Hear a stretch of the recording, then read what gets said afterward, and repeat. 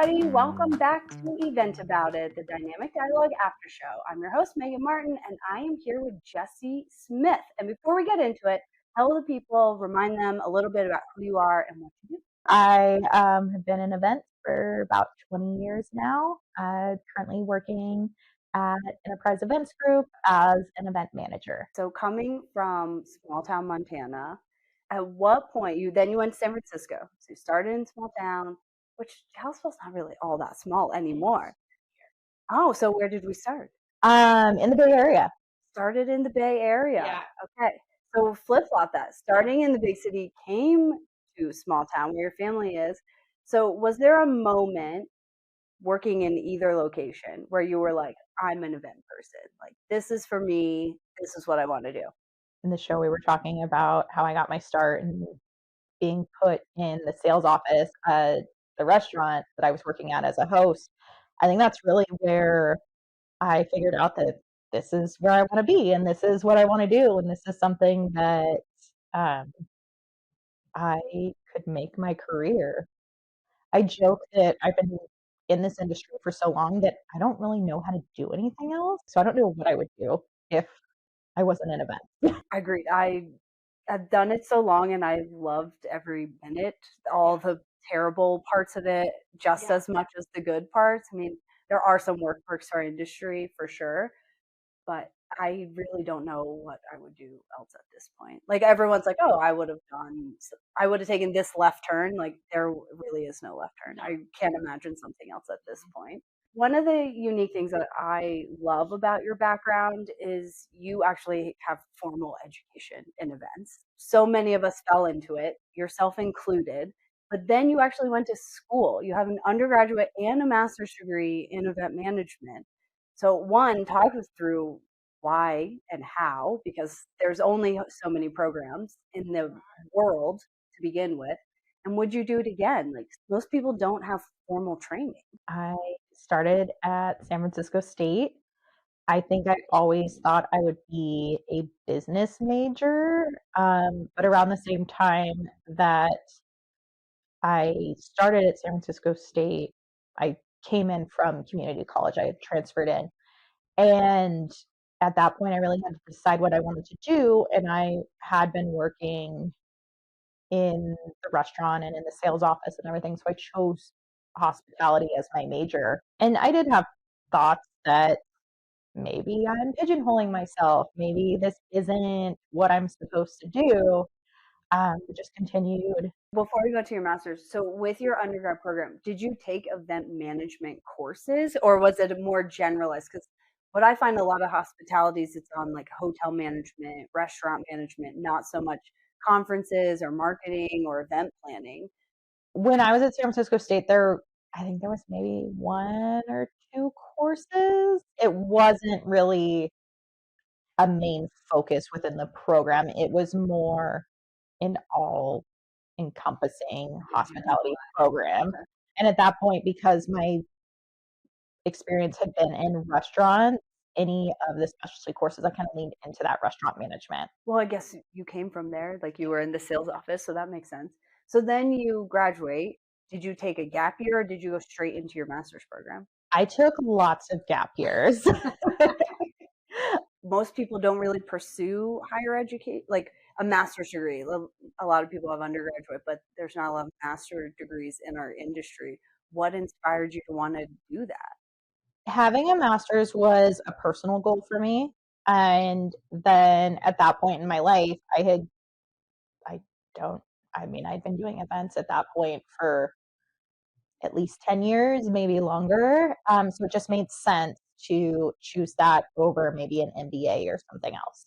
So for anyone thinking like, oh, maybe I should look at San Diego State or another master's program, there's only a handful out there, and specifically in event management, like what was that mind shift step back? Like, oh my gosh, I'm going to be a student again. I mean, the nice thing was the people in my cohort were very similar to my age group or a little bit older. We didn't really have any fresh out of undergrad students in our cohort. So you're in a group of people that are in that same mindset thinking, how do I become a student again?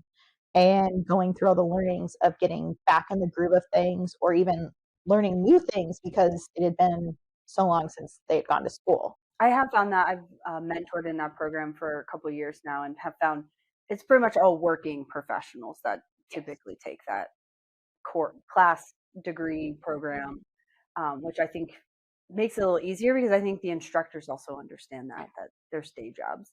One of the few people I know that actually came with formal training in this events world. Would you go back and do it all over? I think so. Yeah. Yeah. You would encourage someone to go through the program, get more like formal education because so many of us just have like street cred and street smarts in the industry. We meet people at conferences, but then there's just these few outliers that maybe you wouldn't meet if you didn't go through this program. And so, just for the people and the networking within the master's program at San Diego State, I'd go through it again. I think especially in the events world, how deep your Rolodex is and the network that you have, it makes it so much easier to troubleshoot and problem solve like on the fly when you like, oh, I know so and so, I can call them. They've probably seen this or heard this. And the only way you get that is really by joining committees or getting involved and going through those programs. Shifting gears just a little, we've talked about formal education. So that's like through universities. You and I both have our CMP.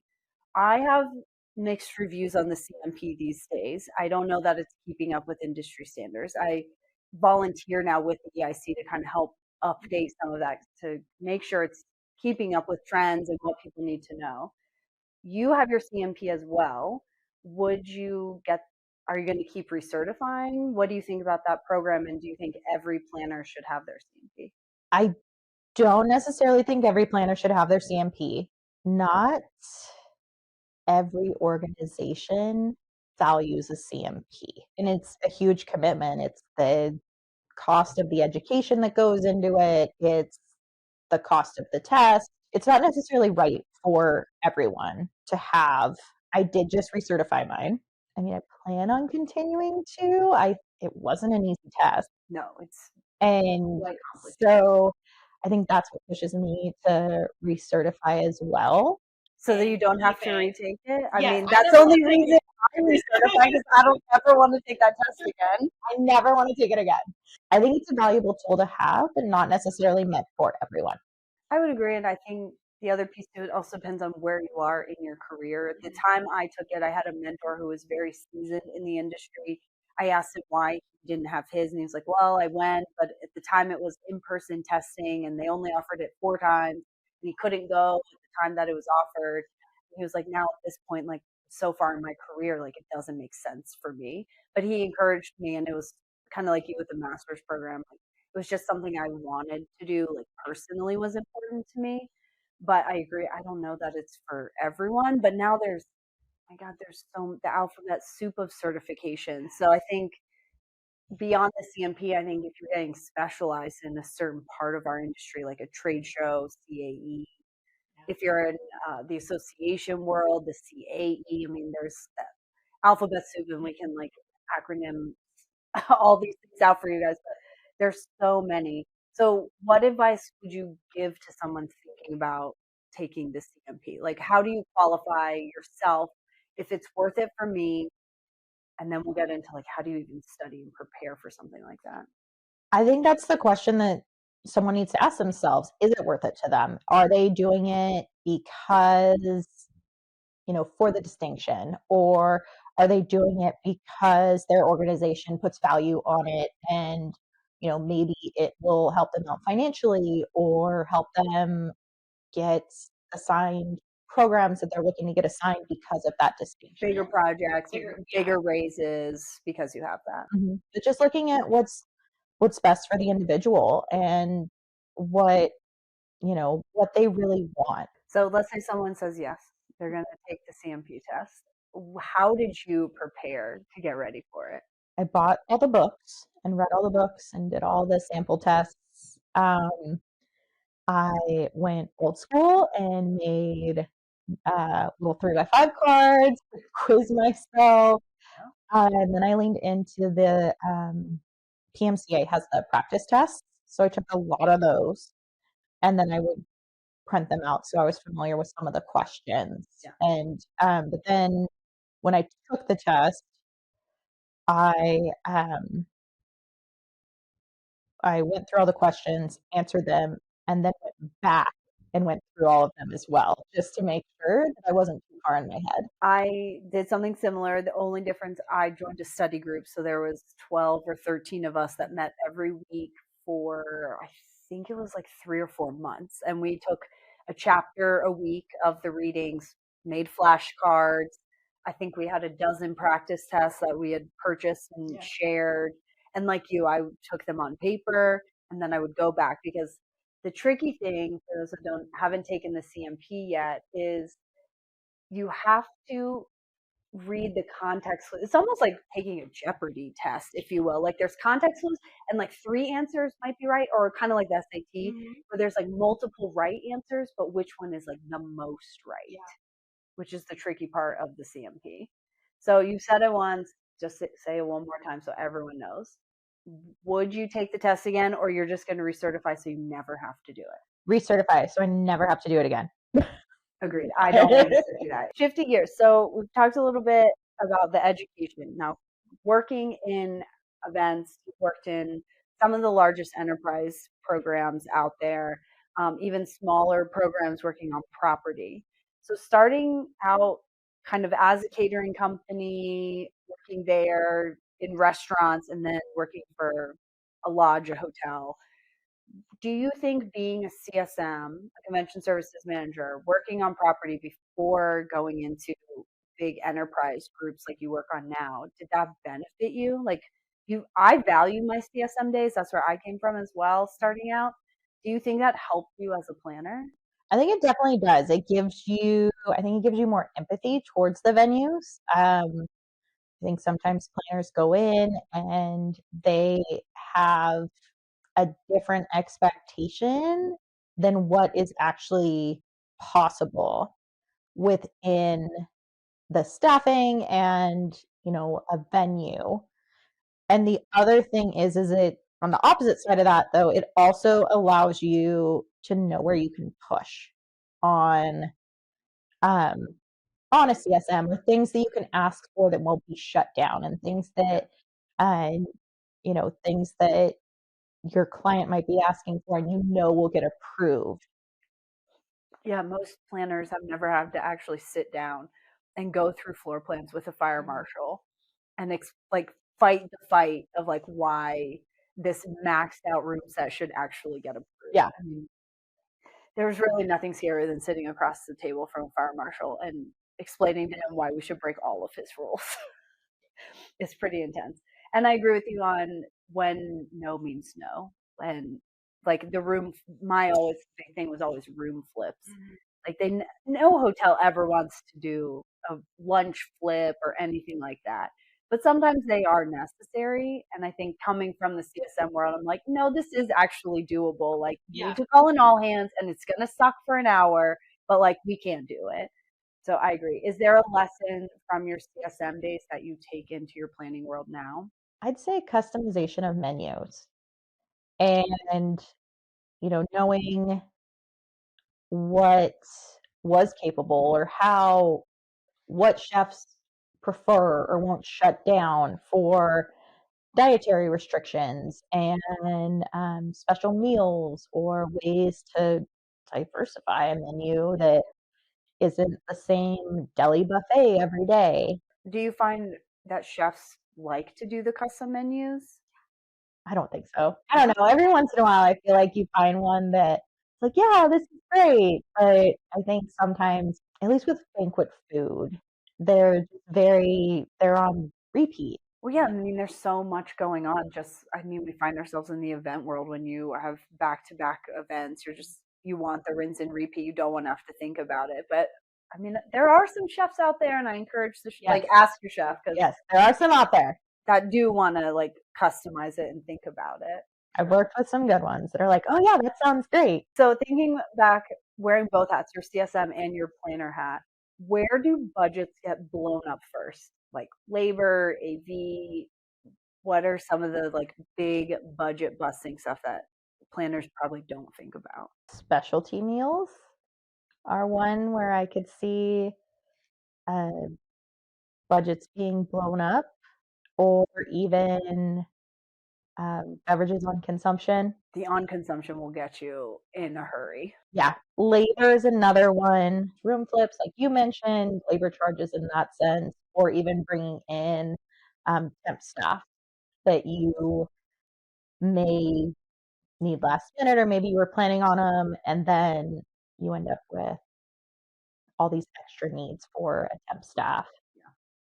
I would agree with all of that, and especially thinking about labor, like a union versus non-union city. I mean, some of those union rules, like I one time had to pay a union supervisor because we brought in our own AV we didn't use in-house, and there was no negotiating around it because it was union rule that if we didn't use their people, then we had to hire one of their supervisors who for 8 hours for 2.5 days of load in just sat in a chair. I don't even know if that guy actually showed up on day 2 and 3, but either way, we had to pay someone for like 3 days, 8 hours to supervise because it was union rules. Like, talk about budget buster.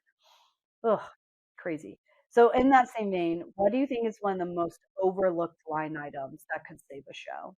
I'm going to go back to food and beverage because it is a huge line item. Yeah. And knowing where you need to customize or what specialty items you need to include, and then what things that it's not going to add any value to guest experience. So can you remove it and save a little money?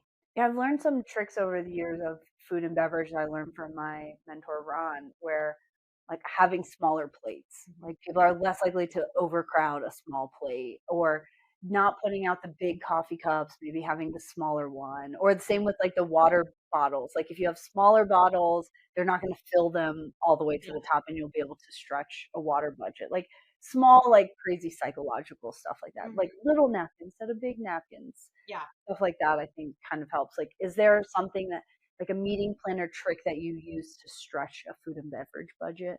So looking at the menu in its entirety and seeing if there's any flex, if you don't need three desserts, let's go with two, or do you need all the salads or all the fluff that goes into a menu? Is that just going to be wasted, or is it something that we can eliminate and save a little bit of money? Yeah, the other dessert's a good point. You know, two instead of three. I also will put those as afternoon break. Like, you don't need dessert after lunch when you're home. Like, do you need dessert at lunch at a conference? So can that dessert become afternoon break? And then you're saving budget there because you're not bringing in, another set of food. Now, certainly if you have the budget, everyone loves, multiple desserts all the time, but one way to kind of stretch it.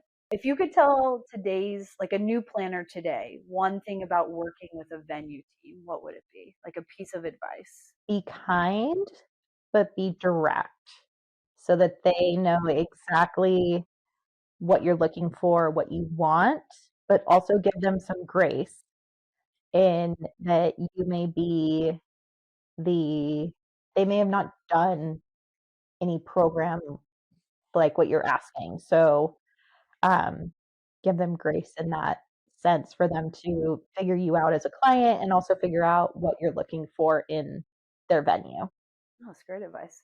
And in that same vein, thinking about small town versus big city. So working in San Francisco and working in small town Montana, is there something that you've learned from each experience that you take with you?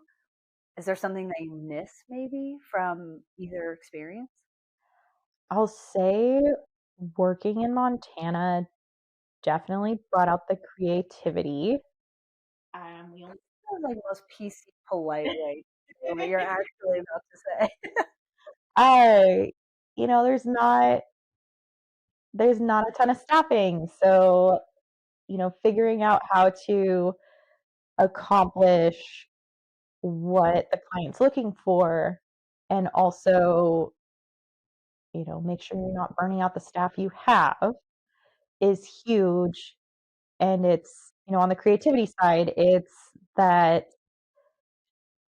creating new menus that the venue's fine with, that the client's fine with, that meets everyone's needs. Activities is one where we only recently got a DMC in this state, so that was something I definitely learned was I acted as a DMC at a resort because I knew the small amount of transportation companies we have and which activities um, were preferred to, different groups and would provide transportation and meet the needs of what the client was looking for. So all of that Yeah, I mean, fun creativeness. for sure. I mean, I even just the few years I've been here, I've definitely seen, our town and the events I come through, like getting elevated, more experiences is definitely getting better. But I can imagine you had to be pretty scrappy in the first couple of years you moved here. Growing up in the city my whole life and then coming to Montana. Do you feel like pace has changed for you, like priorities and how you approach events? Because where we live, it's so much more chill than in the city. Everybody is like, where is it? When can I get it? When's the next thing? And that's just not the way things operate here. And has that impacted working at these huge enterprise conferences? It it hasn't, and I think that's due to my experience of working in California prior to coming here. It did help when I started working in Montana, or when I was working in Montana, because I had that mentality that I need to get back to people quickly and they want an answer as soon as possible. And people would reach out to me and think that I was on kind of Montana time and I would respond right away and they'd be, you know, pleasantly shocked that I didn't have the more laid back. You weren't skiing all morning and then getting back to people in the afternoon? I will say living here does make you appreciate wanting to be outdoors. And if something can wait until the next day, let it wait until the next day. Don't stress yourself out as much. That's a lesson I think everyone in this industry, like, no disrespect when I say this to anyone, we're not curing cancer here. We're not going into brain surgery. Like, is it really going to be the end of the world if it's tomorrow morning and not today, right? Like, I think sometimes clients get a little worked up and it's like, it's going to be fine. Like, the Best way to answer think will in this be industry. there. Yes, we are not saving lives. Yes. We're creating environments for people who do that, but God, no one's dying at our conferences. No. Thank God. What's one thing clients romanticize about events that's completely false? I think that clients are more concerned about their attendees waiting in lines than the attendee is waiting in lines. Again, I just came off of an event, and the biggest thing with this client is they hate lines. And I get it. No one wants to wait in a line. And it's really when you talk to the attendees, they don't care. Standing in line is the easiest way to network because it's easy to just be like, oh God, this line, right? And then start talking to your neighbor. Like one of my very, very good friends in the industry, I met while we were standing in line waiting to get chair massages. Like we both blew off a session and we're like, I was like, I'm going to go get a massage. I'm going to take 30 minutes to myself. And we have become such good friends. That was like a decade ago, standing in line, and now she's like a great friend. So I think trust me, I get it. Like you don't want the optics of lines, but like there's ways to enhance the line experience. Like nobody gets mad waiting in line at Chick-fil-A. No, no, they do not. Do you have a post-show ritual? So coming off a show, is there something you do every time to decompress? I usually try to squeeze in an acupuncture appointment. That's kind of my ritual, and then there's always the celebration drinks. Oh, of course. Always. Do you have a pre-show ritual, like things you do to get ready to go on show site? There's always snack shopping because I have this fear that I'm going to starve, even though there's food everywhere. Yeah, but there's no time to like a lot of times you don't have time to like sit and eat a meal. It's like 10 minutes, that's all you get to eat. Yes. What kind of snacks do you bring on site with you? I mean, protein bars. Um, there are these things called I think it's like a fruit jerky. It's pretty good. Yeah, I get those from Costco. Yeah. Yeah, those are good. Yeah. Fruit Trail mix. strips, trail Yeah. mix always good. I have both of those in my bag as well. All right, finish this sentence. The event industry would be so much better if. It is a great industry without it being better. So for you, the event industry would be better if we gave each other more grace. Yes, everyone is going through something that you don't know about, or might be going through something. Yeah, and events are stressful, and not everyone is capable of handling it in the best way. I've certainly had some of my worst days as a human on show site producing events, and I mean, I think we all hope we're not judged and held totally accountable for our worst moments. So I would agree. I think if the events industry would be nicer to each other. Events are hard, days are long. Everybody's stressed. That is all the time we have for today. Thank you for joining the after show. Thanks for spilling the tea and sharing it and surviving it. And until next time, we'll see ya. Happy eventing about it. Cheers.